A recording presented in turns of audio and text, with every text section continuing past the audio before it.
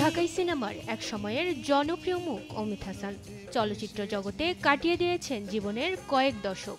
১৯৯০ সালে ছোটকু আহমেদ পরিচালিত চেতনা সিনেমার মধ্য দিয়ে চলচ্চিত্রে অভিষেক ঘটে এই অভিনেতার। একক নায়ক হিসেবে মনোয়ার খোকনের জ্যোতি সিনেমা দিয়ে শুরু হয় তার সফলতা। এরপর আর পেছন ফিরে তাকাতে হয়নি। ধীরে ধীরে শাবনূর, মৌসুমী, শাবনাজ সহ তৎকালীন শীর্ষ নায়িকাদের বিপরীতে কাজ করেন তিনি। ২০১২ সালে ভালোবাসার রং সিনেমার মাধ্যমে খলনায়ক চরিত্রে অভিনয় শুরু করেন অমিত হাসান। দীর্ঘ ক্যারিয়ারে দুই চরিত্রেই দর্শকের ভালোবাসা পেয়েছেন তিনি।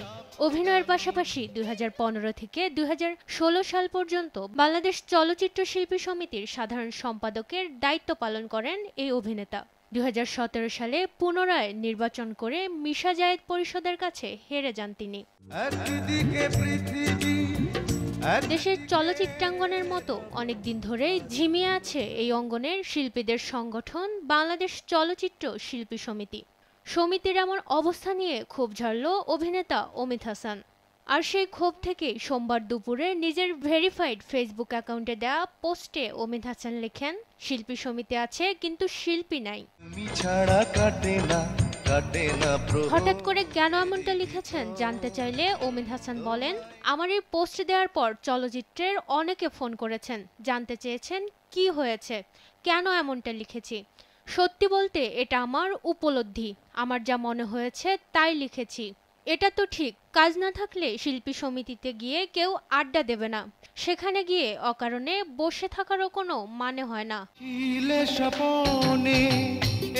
অভিনেতা আরও বলেন, আজ যদি শিল্পীরা ভরপুর কাজে ব্যস্ত থাকতেন, এফডিসির ফ্লোরে ফ্লোরে কাজ চলতো, তাহলে শিল্পীরাও শিল্পী সমিতিতে গিয়ে আড্ডা দিতেন, বসতেন, হাসাহাসি করতেন, নিজেদের গল্প বলতেন।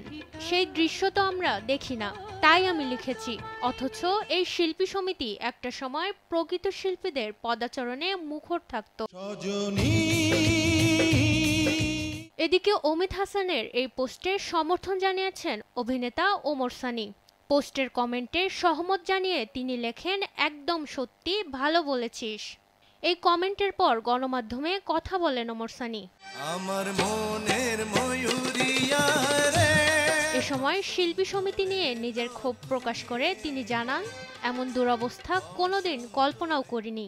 জায়েদ খান সমিতিতে এসে যা ইচ্ছে তাই করেছে, নিপুণ জোর করে দায়িত্ব পালন করেছে। শিল্পী সমিতি ঘিরে কোটি টাকার খেলা হয়েছে, সঙ্গে ছিল নানা রকম নোংরামি। এসব দেখে আমাদের মতো শিল্পীদের লজ্জায় মুখ লুকাতে হয়েছে। বলতে পারেন শিল্পী হিসেবে আমাদের একরকম মেরে ফেলা হয়েছে।